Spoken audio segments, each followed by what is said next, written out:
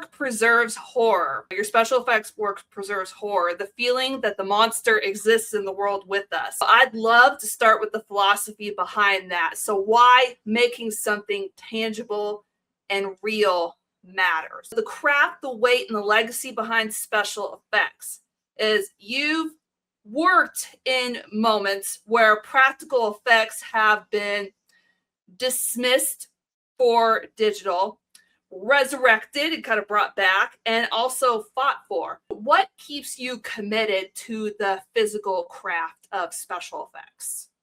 Well, first of all, I barely know how to use a computer. As far as digital effects go, it's just not my game. But the blanket term special effects is kind of inaccurate. For what I do is special makeup effects. Okay. I'm a creature creator using special makeup effects. There are creature creators that use visual effects, but generally special effects, although the term has been muddied over the last couple of years, refers to somebody that explodes a wall or crashes a car through a window. That would be a special effect, or makes like a robot balloon that is up in the air and blows up. I don't use pyrotechnics at all. I use air gags sometimes to simulate pyrotechnics, but mostly I do special makeup effects. And the question is kind of quadruple loaded, because some of that is why that term is muddied. Practical creature effects started to fall away in the late 90s, early 2000s. I can say we were making leaps and strides at that time, too, to use new materials like silicone. Like when you watch Hannibal, Gary Oldman's makeup in Hannibal was made with a platinum-based silicone, had never been used before that. And then Guillermo used it in Blade 2 for the creatures that their mouths open up real wide.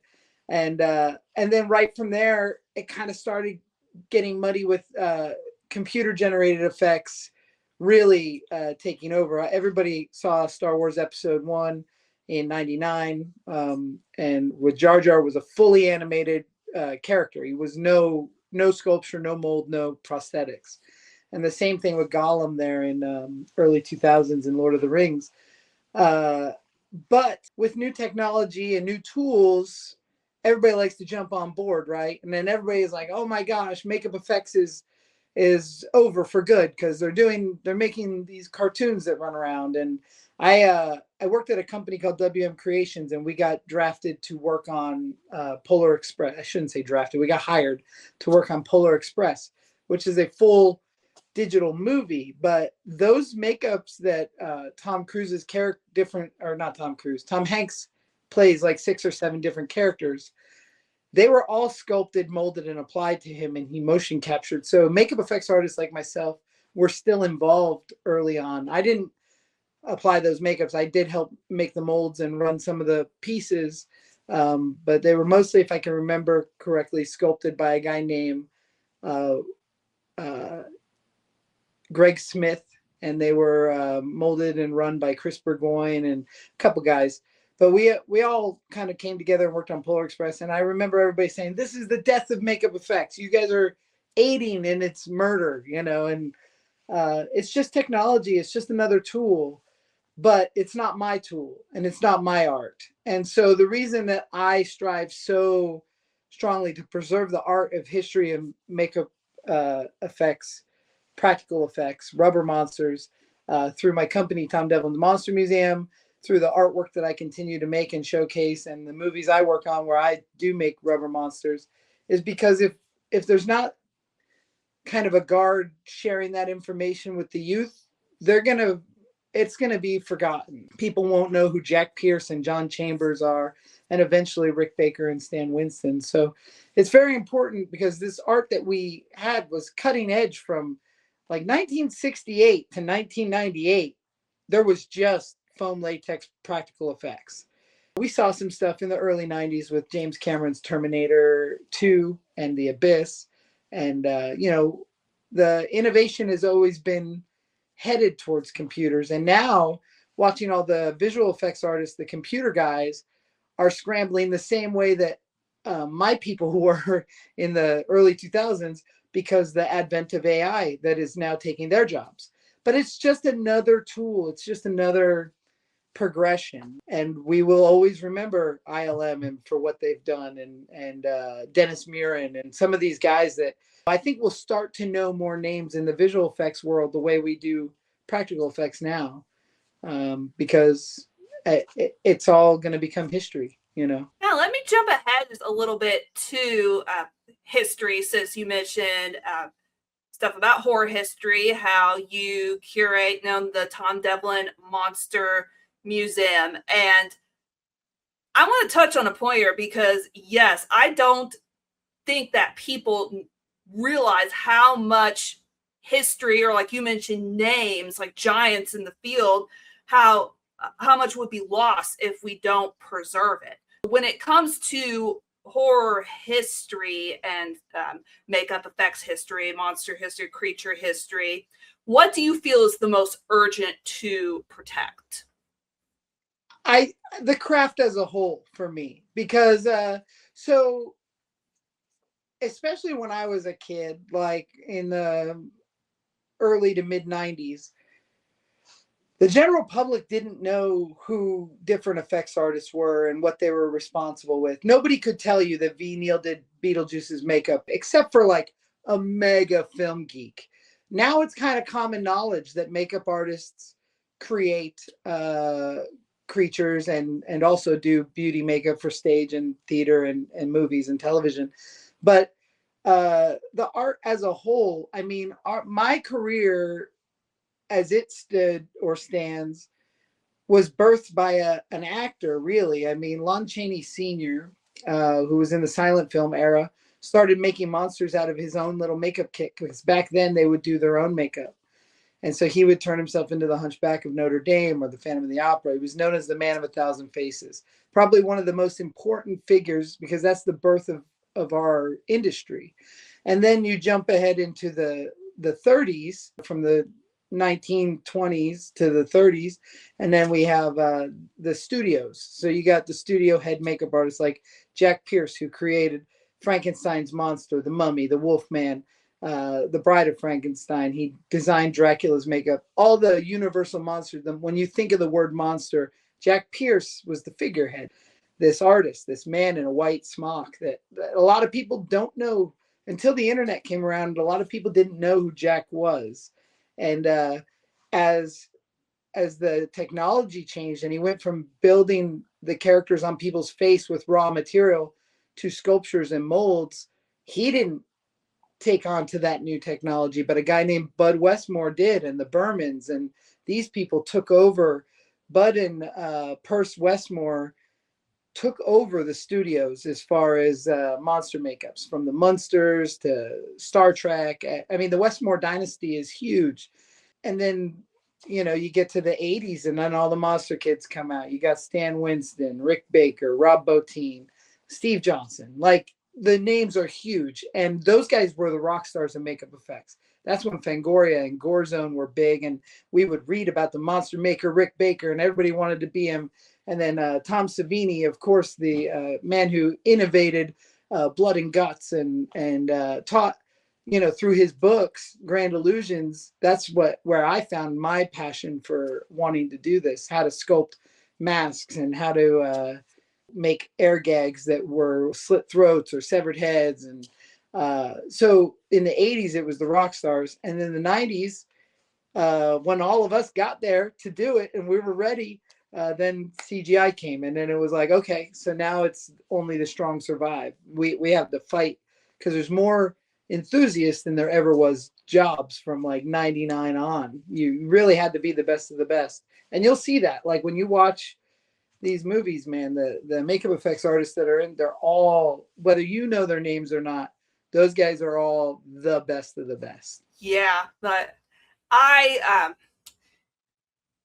only just recently, not like recently, but probably within the last maybe 5 to 10 years, started really, whenever I was diving into horror and the craft behind horror, the special, the makeup of, and monster and creature effects. That's what I started to learn just about, like, who was behind this and who were their names. Because like you mentioned, before the internet, only like probably like major film geeks would know like Yeah. who was doing what. Yeah, and also, like you said, we had a decline and then a rise, and I was part of that. Face Off changed the game because everything was going digital, and then this weird little reality show came out, and suddenly people had pride for practical effects again, and that's when they started putting faces to the names, and it really, I mean, it ran maybe 12 seasons or so, and it gave a really good shot in the arm to the practical effects industry. I was on 15 years ago, and I still talk about that show every day. Somebody asks me about Face Off. Do you ever get tired of answering questions about it? No, it was such an honor to have left that little mark somewhere. I early on when the show was over, I didn't win, so I was on 7 out of 8 episodes in season 1. But I never understood that meant anything. Like, to me, that was like losing The Price is Right. You don't need an autograph from the guy that lost The Price is Right. But I learned culturally that is not true. And we really inspired a whole new generation. I have several folks that work for me now that were kids when the show aired, and they were inspired to do this job because of the show. So like Ashley Ballou, who's one of my number ones, and Chris Arredondo, these guys that watched the show before getting into the industry, it's amazing. Now they have awesome careers too. Yeah, the art of practical effects, yeah, it's very, very important to pass on down from generation to generation, because you also mentioned just like that we don't want the craft to be lost. Like, we still want people around that are making special makeup and creature effects. We don't want it to be lost to the ether. Right. And I think that it's working. Like, there's also a cool resurgence with vintage mask makers, like the Halloween mask industry, although often related, is not the same. But like Don Post and some of those guys, the early mask makers, are really getting remembered at some of these horror conventions now. And I feel like we're in a good spot, but I definitely see the film industry shifting to the AI and the digital more than ever. Yeah, that's kind of, I get like using new technology at tools, but then it's also kind of a bummer because I'm an 80s baby. I grew up on the eras of horror that had just like all the blood, guts, gore, like kind of practical effects. You also grew up in the era where you had a photo album on your coffee table and you could look at physical photos. Yeah. That's the thing. The world has changed so much, and I fought it for a long time, but I finally have thrown in my hat and said, you know what? Let it change. I will stay here, and I will remind everybody how cool rubber monsters were. And when it comes to rubber monsters, creatures, makeup effects, what makes a monster believable to you? Well, I think it depends on the intent of the monster. I mean, if it's a goofy chicken zombie covered in green slime or something for a campy movie, then it doesn't need to be believable. It just needs to be fun. But if you're trying to make something, I mean, you can go back to the early 70s, or I guess mid 78, late 70s with Alien, the original Alien. Yeah. Such rudimentary skills to make those creatures, but with the lighting and the slime, they looked real. And if you look at John Carpenter's The Thing, Rob Bottin made those creatures, he not by himself, but he headed that team when he was like 23 years old. But they lit it correctly, they shot it correctly, and they put slime all over it. The really putting the KY in the slime helps bring it to life when it is just a rubber piece of foam rubber. But the thing is that lighting, working with the cinematographer, getting it shot right. Also, back then we were shooting on film, so there's this nice little haze that is between what the eye sees and what the effect is. Now with this Super HD, it's very difficult to make something look as real as, say, John Carpenter's The Thing or Pumpkinhead or, something like that. It's tough to bring those characters to life and not see the imperfections. Yeah. Because I'm thinking of, you mentioned John Carpenter's The Thing, and I'm thinking of the prequel that they made of Right. The Thing. And I know that was mainly like all digital, like Yep. digital effects. And because it was also shot really crisp and clean, there was just like a disconnect It has there. no soul. There's an interesting thing, and I tell this to a lot of my students. I'm a huge John Chambers fan. He created all the apes for Planet of the Apes. He changed the world when he made Planet of the Apes. Because before that, you had rubber monster that didn't move like Creature of the Black Lagoon. But when the apes came and had emotion and they can move their eyebrows and their mouths and cheeks, and that was a whole new game changer. But when you think of the original Planet of the Apes series, like I could draw Zira and Dr. Zaius, I could pick Cornelius out of a crowd. But when you jump ahead to the new Planet of the Apes movies, which are stellar films, they're really fun. I loved every one of them. I couldn't pick out who Bright Eyes is or Caesar. Like I don't know those. They don't resonate in my brain. I couldn't draw them. Even their war paint, I couldn't tell you what it looks like because I didn't remember it, even though I've seen those movies a couple times where the original Planet of the Apes, I know exactly what they look like. I could sculpt them right now. So there's a tangible, something about the fact that it's tangible that you process it differently. Yeah. Yeah, that makes sense. Even though in the back of your mind, when you're seeing a monster creature that is made practically, you know that it's not real. Right. But with the way that it's shot, like it's shot and lit and just constructed, you can suspend disbelief for a little bit. Yeah, there's something more forgiving about a live creature that looks a little hokey than something that's so slick, especially if it's bad. If it's a bad CGI creature with a bad motion blur or something, you'll never forgive it. Like, no, I can't forgive that. But Donatello in the original Michael and the original Ninja Turtles, you can see the human mouth inside of his mouth at one point. People Yeah. forgive that all the time. But if it was Michael Bay's Ninja Turtles looked weird, nope, those are digital. They're terrible. There's just a weird disconnect. Yeah, there is, like, especially when CGI is done bad, it is noticeable. Yeah. Whenever you built creatures, whether recently or in the past, is there a specific one that you can think of where you're like, man, I'm firing on all cylinders. This is great. It looks exactly how I wanted it to look. It moves exactly how I wanted it to move. It's just awesome. I recently did a fairly low budget movie called Devil's Night. It's with Kevin Sorbo, and we shot it in Texas. And it was very much like a sword and sandal movie. So there's a cyclops with a full animatronic eyeball that looks around and can do stuff. There's a minotaur. There's this set of creatures called the Bone Devils that have wings and they come out of the trees and stuff, and they look like tree bark. Every one of those, while we were there, me and my guys, it was just like, this is it. This is what we want to do. Like these guys, every one of these creatures is awesome. And the director Adam, he really took my input on shooting it. It was such a great experience because it was like a perfect collaboration, and the creatures looked great, and that was awesome.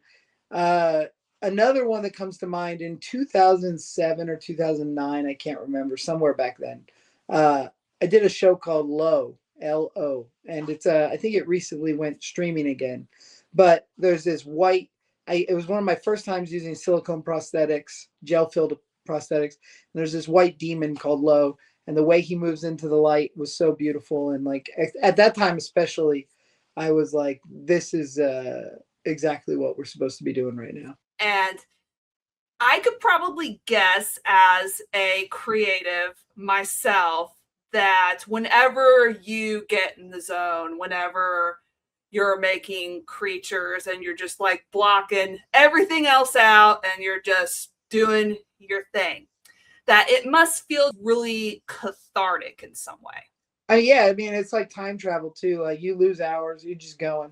I have a buddy, Chuck O'Brien, who I'll fly out here. He lives in Pennsylvania, and we'll do sculpting together. Like if I have big creature suits, we'll split it up. I'll take the body, he'll take the head, or vice versa. And the both of us will just lose 3 days and be like, all right, that was awesome. Like, it is so cathartic. And our careers go back really far together too. We started together on X-Files when we were kids. So working now in our 40s, it's just reminiscing and just throwing clay. And it is the most cathartic, like, I don't know. It's just the hardest work to relax, but it's relaxing.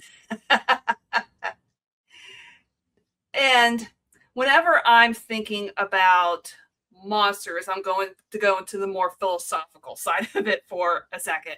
Whenever I think of monsters, monsters are always seen as the other of society. They're the ones that are the outsiders, the freaks, the things that people just don't want anything to do with. When it comes to monsters, what do you think that they have to teach us about ourselves? Well, I mean, I think a lot of them, like you said, the outsider part of the monsters. I mean, look at Frankenstein's monster. If it weren't for the angry villagers, would he have been such a threat? You've got Hellboy, who's trying to be a hero. The Ninja Turtles are the same way, but they're just not accepted or understood. Toxic Avenger, which was as a kid my favorite, same thing, not accepted or understood, but he's trying to help the world. But and clearly some of the monsters are bad guys. But I think it helps especially the fan base, myself included, from a long time back. I think all of us outsiders and misfits found familiarity in those movies. And all of us had a little Jason Voorhees in us where the parents didn't quite pay attention enough. And, I don't know. I think that what it has to teach us is maybe don't go too far. Don't be Jason Voorhees. But, No. but the monsters have kind of won the battle. Like, they're cool now. Like, when I was a kid, I was weird because I loved Return of the Living Dead, like beyond loved Return of the Living Dead and Dawn of the Dead. I was the weird kid that liked zombies. But now you're weird if you don't like zombies. Like, if you said, I hate Walking Dead, I don't like zombies, you're now the outsider. So we won. Yes. I love zombies too, by the way. I always have. And I was used to be thought of as weird for liking them. Yeah. So I was the weirdo. Exactly. You were the weirdo, but now we are the general public, really. Yeah, we're the cool kids. Now when you go into Walmart in December, there's Chucky shirts and Freddy Krueger shirts. Like, that stuff didn't exist when I was a kid. I wish it did whenever I was a kid too, because I would have filled my closet with horror shirts. Yeah. Yeah. And going back to the philosophy of monsters for a second, as artists, we'll always leave a little piece of ourselves in whatever we create, whether it's painting, whether it's a piece of writing, music, or in your case, creatures. So what part of yourself do you see or do you leave in the creatures that you build? Well, I definitely have developed a style that is like, it's in all my creatures. I mean, I think you can pick a Tom Devlin sculpture out of a lineup, really, if you have a trained eye. Early on, a lot of sculptors deal with this, and it's tough to break. But early on, a lot of my stuff look like me. Like, they look like, because you stare at yourself in the mirror more than anything else your whole life. And when you try to sculpt likenesses, they start to look like you. Like, I specifically have a friend named Justin Mabry who owns Trick or Treat Studios. It's a mask, and I could see Justin in all of his masks. Like, I see his face in his characters, and it's pretty funny. Especially, he has a Dracula mask, and I think it hangs on my shelf, and I'm like, yeah, that looks just like Justin. But it's not unintentional, but like, it happens. But I think the part that I leave, and most artists, including Justin and many others, the style you develop over the years. And, a lot of people call themselves a professional, but until you've done it 1,000 times, I don't know that you are an actual professional. Just because you got one job, you really have to hone that craft. And I find that the people that have honed that craft develop a style that is their own. And sometimes, like, my style is definitely influenced by John Carl Buechler and Gabe Bartalos. That chunky, ropey look is, I love what they have done. John Vulich is another big inspiration.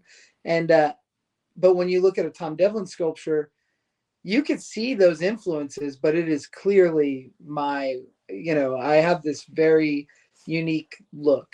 Another artist that comes to mind, my buddy Scott Fields, has a very unique look to himself. His characters look like he made them. Now, okay, I'm going to go back out and touch on the history museum, the horror history museum that you have built, own, curate. It just is so fascinating to me. Talk a little bit just about the horror museum, where you got the spark or the idea to start that. So Tom Devlin's Monster Museum is in Boulder City, Nevada. It's just about 20 minutes off the Las Vegas Strip. And the idea cultivated years ago, 7 years before we opened it. We were living in Hollywood, and I had a big workshop that was 1313 Effects, my company, and people would come in for a live cast, or people would come in, for a meeting or whatever, and they'd see all the props and the stuff that I had accumulated. And like a lot of effect shops, it's all on display in there. And it almost became like an attraction. Like if somebody had a friend in town, they'd want to stop by and walk through the shop. And this was just a dirty workshop. So we started talking about the idea of doing a monster museum very early on, and kind of looked for properties in Hollywood, and it wasn't really going to mesh. Not how I wanted to do it. It was the overhead was too expensive, and there was I didn't know how to pull it off at that time. And so then I moved to Florida in 2011 or 2012, and I thought I'd build the Monster Museum there, and it didn't seem like it would be very popular. Like the area I was in wasn't really calling for a Monster Museum. And then when I moved to Vegas in 2015, I found this little town, Boulder City, and it's like the town that time forgot. It's very Route 66, very old timey, and I was like, a roadside attraction is perfect for this town, and it's right on en route to the Hoover Dam. So if you're in Las Vegas going to the Hoover Dam, you have to drive right past my building, and so I started building it a little bit at a time. Kind of started out as a costume shop with a museum element to it. And then we got rid of the costumes and made the museum bigger, and then got the other side of the building, made the museum bigger. And it's just kind of grown and grown and grown. And it's become kind of a staple for horror fans. I'm there to preserve the art and history of practical effects. And it's not just for horror fans. We get a lot of tourists going to the Hoover Dam that see the Monster Museum and forget about going to the Hoover Dam because they'll get lost in there, and tons of information. And, I've always been kind of a historian with everything I like, whether it be motorcycles or monsters or whatever. And to share that with the public, I think is just super rewarding. The other interesting thing is I work on a lot of B movies. I've done 160 something films. I work on a lot of B-rate movies that most people would dismiss. But when I take those same props from those movies and put them in this museum, people come out raving about how cool it is. But when you watch Freak Show on Tubi, most people will just complain it's a crappy low budget movie, So there's an interesting thing about that one-on-one experience. And then just putting it in the context of, oh, this is a place to preserve horror history. Look at all these cool effects, all this information, versus I like B horror movies. So. Yeah, I love B horror movies too. And most people that do love B horror movies still talk trash about everyone that they watch. They always have something to say that they would have done better. And all I can say is it's really tough, man. I direct my own films as well. I've done every asset of making movies, and it's hard. I commend anybody that releases a finished product because it's a lot of work. Yeah, I could definitely imagine. I haven't done it myself personally, but I know whenever I watch a movie, it's dang, look at all the work that went into this. Ton of work. And that's why It really stinks that the streaming services like rush through the end credits or they just skip to the next one, because that's the one moment you get to see every hand that had something involved with that movie. I think the end credits are very important. Yeah, I'm one of the, I guess, the odd ones that end up watching the end credits of just like everything. It's a respect thing. I think you should. Those guys made that movie. The least we could do is sit in the theater for 2 more minutes and watch the end credits. Exactly. Whether there's an end credits scene or not. Right.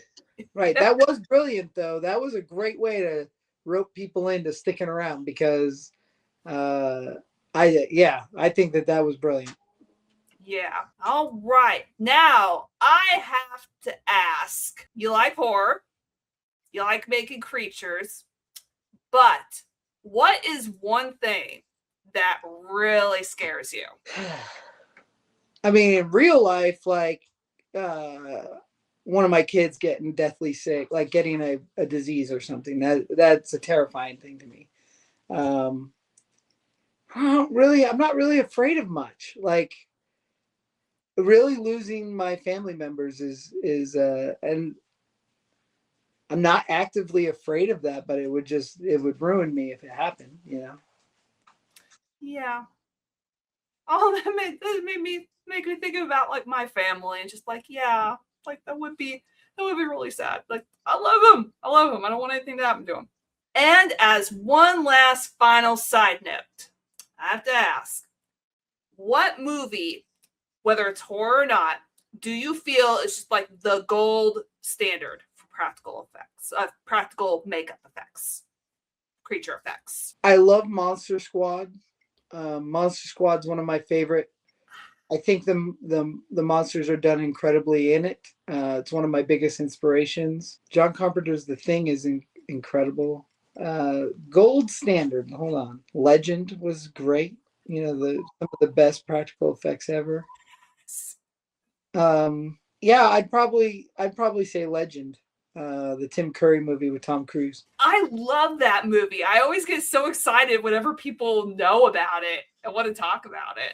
I mean, Meg Mucklebone, the witch that comes out of the swamp, and Tim Curry's devil, those pieces are done so beautifully. 100% practical. There's not an unbelievable moment. Same thing with Blix and the goblins. They're all so real. Yeah. I remember as a kid being so creeped out by Meg Mucklebone. She just looks so slimy and gross and nasty. Yeah, no, it's beautiful. I directed a film recently called Bloody Bluff, and my wife plays a witch in it that I totally took Meg Mugglebones and Blix from Legend and mixed them together and got that witch.